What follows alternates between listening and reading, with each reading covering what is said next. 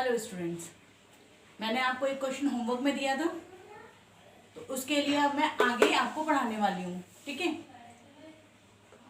मैंने बताया आपको कि आपको दे रखा है कि एक एक्स सच दैट एक्स एक अभाज्य संख्या है जो 60 की भाजक है। भाजक का मतलब क्या हो, यानी कि हम एक इसके अंदर जो संख्या लिखते हैं इसे बोलते हैं भाजक। भाज्य, भागफल बटे नीचे जो बचता है उसे बोलते हैं हम शेषफल।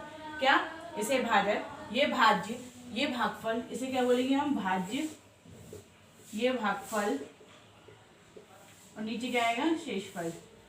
अब वो कह क्या रहा है हमसे, अभाज्य संख्या होता नहीं है। अब अभाज्य संख्या क्या होती है, जिसमें खुद का और एक के अलावा किसी और संख्या का भाग ना जा सके। अब हम इसमें 60 में 2 का भाग लगा सकते हैं, 3 का भाग लगा सकते हैं, ठीक है, 5 का भाग लगा सकते हैं और 6 का भाग लगा सकते हैं और 10 का भाग लगा सकते हैं। क्या 6 और 10 आपकी अभाज्य संख्या हैं? तो नहीं। तो हम इसका क्या लिखेंगे, रोस्टर रूप क्या आ गया, 2, 3 एंड 5।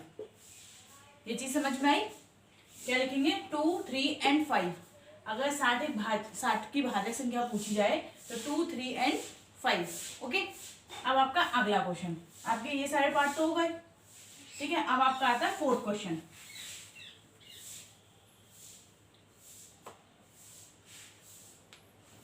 फोर्थ क्वेश्चन आपसे पूछ रहा है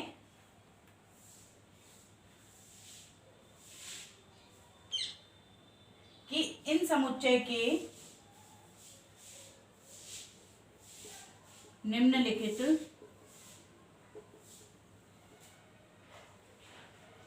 समुच्चयों का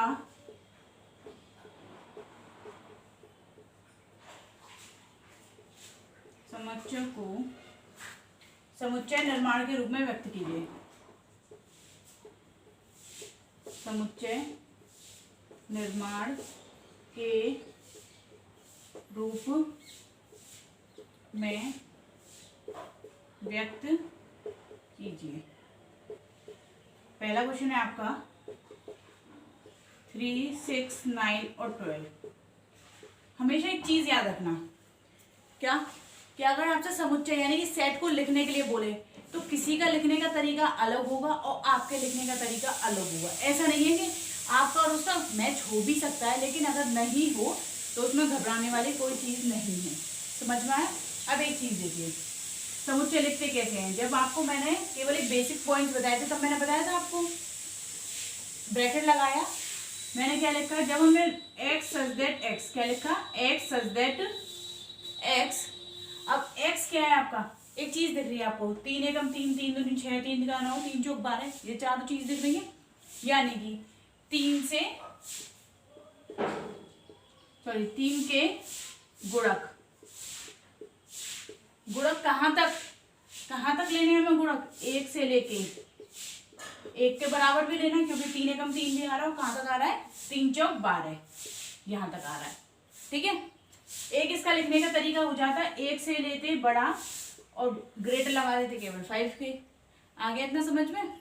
एक तरीका क्या हो गया कि आप लिख सकते थे इसे 1 greater less than equals to x less than equals to 4। एक लिख सकते हैं आप 1 less than equals to x less than 5, क्योंकि 5 से कम लेने तो 4 तक लेने। दूसरा तरीका, मैं आपको तीनों तरीके बता दे रही हूँ कि किस किस तरीके से लिख सकते हैं।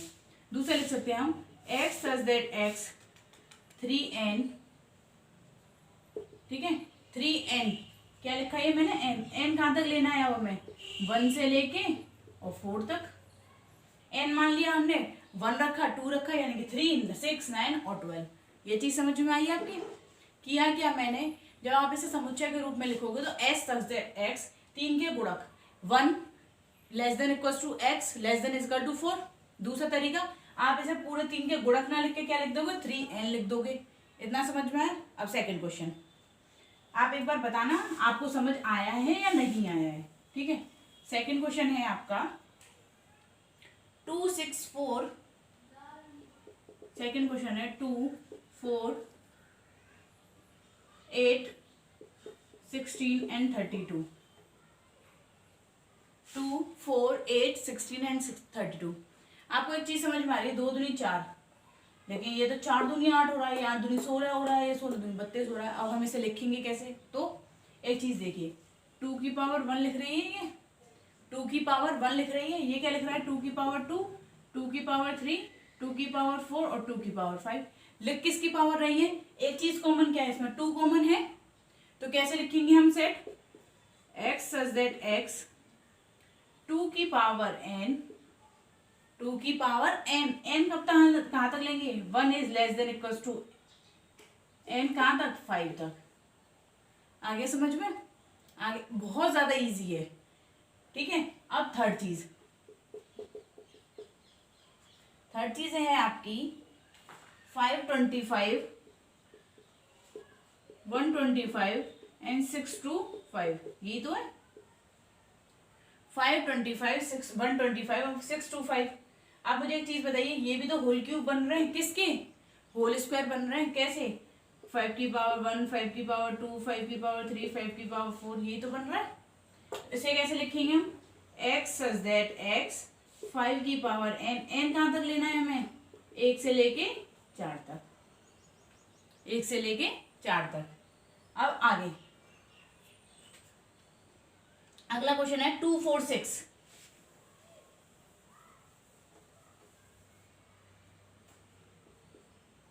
कौन सा क्वेश्चन है?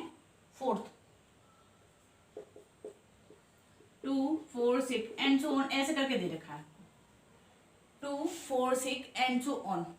अब आपको एक चीज समझ में आ रही है, अब तो एंड सो ऑन है, 2 की पावर 1, 2 की पावर 2, 2 की पावर 3, वो सॉरी 2 1 जा 2, 2 2 जा 4, 2 3 जा 6। लेकिन आपको एक चीज भी समझ में आ रही होगी, ये सारे इवन नंबर है और कैसे है? पॉजिटिव नंबर है। सारे कैसे? इवन नंबर है और पॉजिटिव नंबर्स हैं। तो आप क्या लिखोगे इसमें? अब बहुत बच्चे से 2n लिख देंगे, जहां n एक पूर्णांक संख्या है, यही तो लिखेगी कि क्या है? n एक पूर्णांक संख्या है। x सच दैट x, एक तरीका तो ये हो गया, एक तरीका क्या हो गया? x such that x, x एक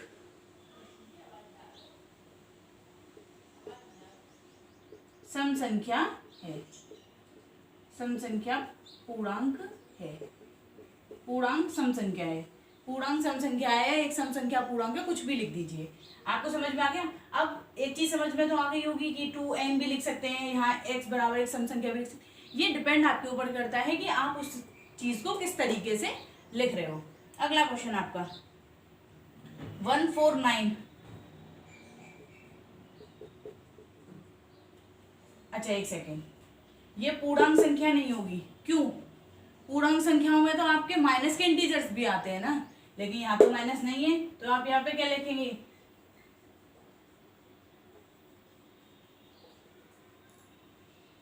n एक प्राकृतिक संख्या है, प्राकृतिक संख्या है। आया समझ में? पूर्णांक नहीं होंगे, क्योंकि पूर्णांक में क्या आएंगे? पूर्णांक में आपके आएंगे माइनस के इंटीजर्स, जबकि आपको माइनस के इंटीजर्स नहीं दे रखे हैं। 1, 4, 9 एंड सो ऑन 100 तक दे रखा है। आप 2 सेकंड के लिए अपने माइंड में सोचिए क्या हो सकता है। सोच लिया? देखो 1 का स्क्वायर, 2 का स्क्वायर, 3 का स्क्वायर एंड सो ऑन 10 का स्क्वायर, यही तो है, यही तो है। तो आप क्या लिखोगे? x such that x, x such that x n का होल स्क्वायर। अब n कहाँ तक है? 1 से लेके 10 तक, कहाँ तक है? 1 से लेके 10 तक। ये चीज समझ में आई? 1 4 900, मतलब 1 का स्क्वायर, 2 का स्क्वायर, 3 का स्क्वायर। अगर ये एन सो ऑन होता तो हम n का स्क्वायर लिखते हैं, जहाँ एक n क्या है?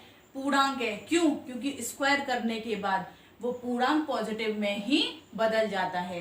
हम वहाँ प्राकृतिक संख्या नहीं लिखते। यहाँ प्राकृतिक क्यों लिखे? क्योंकि यहाँ पे जो इंटीजर्स दे रखे, यहाँ माइनस का 2 और माइनस के 4 भी होते तो हम यहाँ n एक पूर्णांक लिख देते। आया समझ में? अगला क्वेश्चन, अगला आपका कह रहा है निम्नलिखित समुच्चयों के सभी अवयवों को सूचीबद्ध कीजिए। क्या कह रहा है? निम्नलिखित समुच्चयों के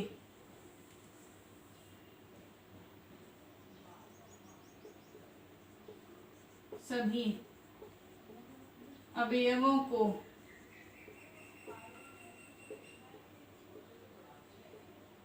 सूचीबद्ध कीजिए। आपको समझ आ जाएगा क्वेश्चन देखने के बाद। एक सेकंड का वेट करिए। X such that x is equal to दे रखा है, एक्स सच दैट एक्स एक विषम प्राकृत संख्या है, एक विषम प्राकृत संख्या है। क्या आपको कुछ चीजें कॉमन लग रही हैं? पहले हमने क्या किया था, हमने उसे एनकोड किया था, अब हम डिकोड करेंगे। मतलब पहले हमने उसे मतलब मिक्स कर, मतलब एक जुट करके लिखा था, अब उसे हम फैला के लिखेंगे। एक विषम प्राकृत संख्या, तो विषम प्राकृत संख्या का मतलब क्या हो गया? प्राकृत संख्या कही है तो माइनस वाले टर्म नहीं लिखेंगे। प्राकृत संख्या कही है तो हम माइनस वाले टर्म नहीं लिखेंगे। 1, 3, 5, 7 एंड सो ऑन, ये तो लिखेंगे, क्योंकि प्राकृत संख्या विषम तो काफी सारी संख्या है, तो हमने एंड सो ऑन लगा दिया। सेकंड कहा है आपका b is equal to x such that x एक पूर्णांक है -1/2 से लेके 9/2 तक। इसमें इक्वल का निशान नहीं है। -1/2 is less then x is less then 9/2, ये दे रखा है आपको। ठीक है, अब पूर्णांक का मतलब क्या बताया था मैंने? -1, 0, 1, 2, 3 एंड सो ऑन।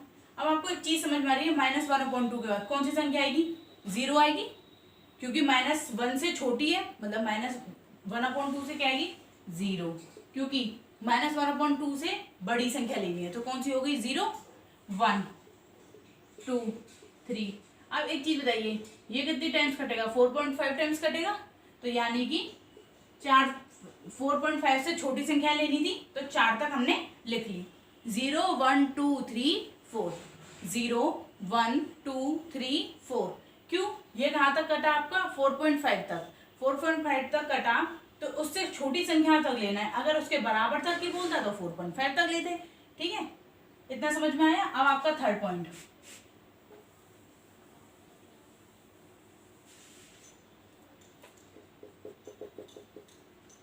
बोल रहा है x such that x C is equal to x such that x एक पूर्णांक है, x square is less than equal to 4, less than equal to 4। दो चीज बोली है उसने।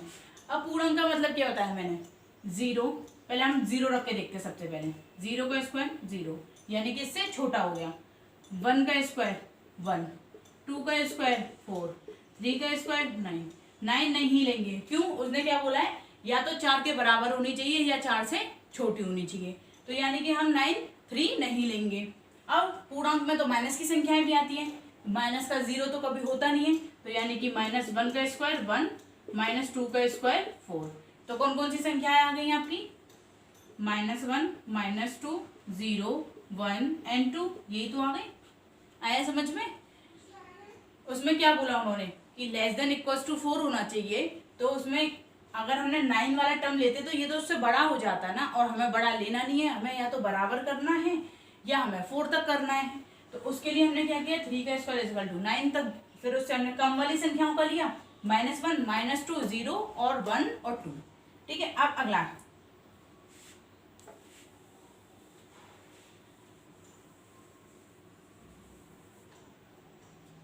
फिफ्थ क्वेश्चन आपका मतलब बोल रहा है वो D x such that x loyal शब्द का एक अक्षर है। मैं आपको टाइम दे रही हूं, आप जल्दी करिए। 6 क्वेश्चन आपका बोल रहा है f x such that x ई वर्ष का एक ऐसा महीना है जिसमें 31 दिन नहीं होते। ठीक है, 7 ये बोल रहा है आपसे f is equal to x such that x अंग्रेजी वर्णमाला का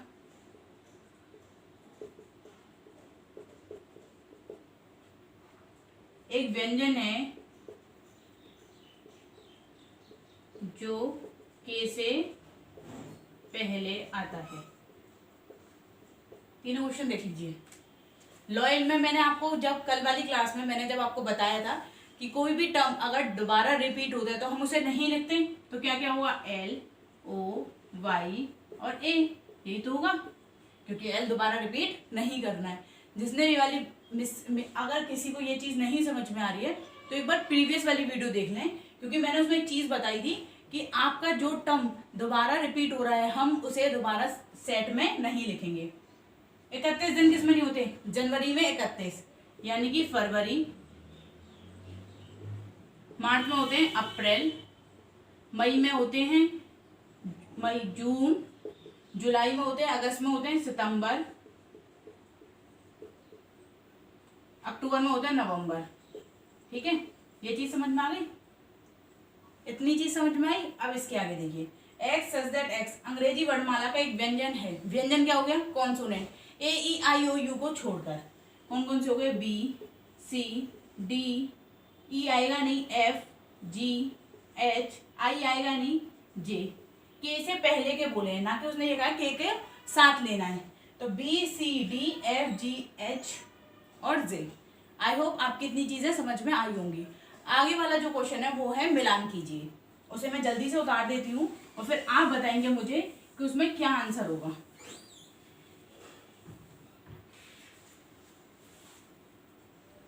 one two three six 2 3 MATHEICS 137 135 79। ठीक है, ये आपका first, second, third and fourth. X such that x एक अभाज्य संख्या और 6 की भाजक है। एक्स सच दैट एक्स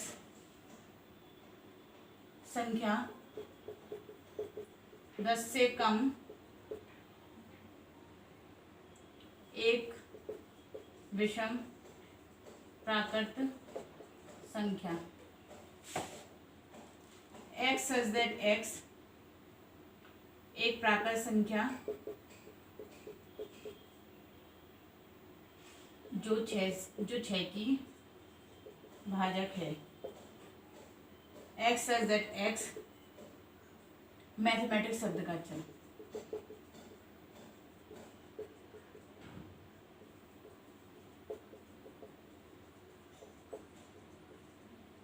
ठीक है, ये दे रखा है आपको, मैच करना है। आपको एक चीज समझ में आ गई होगी, MATHEICS, यानी कि ये मैथमेटिक्स शब्द का अक्षर है और तो किसी से मैच हो नहीं रहा, तो यानी किससे मैच हो गया, ये इस वाली चीज से। अब एक चीज, 6 की भाजक कौन सी है, 1 2 3 6, और एक इसमें लिख रही है 6, एक अभाज्य संख्या। आप कौन सी वाली मैच करोगे, अभाज्य संख्या वाली या प्राकृत संख्या वाली, पहले वाले को। क्या एक 6 आपकी अभाज्य संख्या है, तो आंसर होगा नहीं। एक अभाज्य संख्या है तो आंसर होगा नहीं। तो यानी ये किससे मैच होगा, इससे। 2 3 किससे मैच होगा, इससे। 1 3 5 7 9 10 से कम विषम, सारी विषम संख्याएं हैं, तो ये मैच होगा इससे। आया इतना समझ में। और आज आपकी एक्सरसाइज 1.1 फिनिश हो गई। ठीक है, और आप ज़्यादा से ज़्यादा इस वीडियो को शेयर कीजिए और मेरे चैनल को सब्सक्राइब करना ना भूलें। Thank you so much.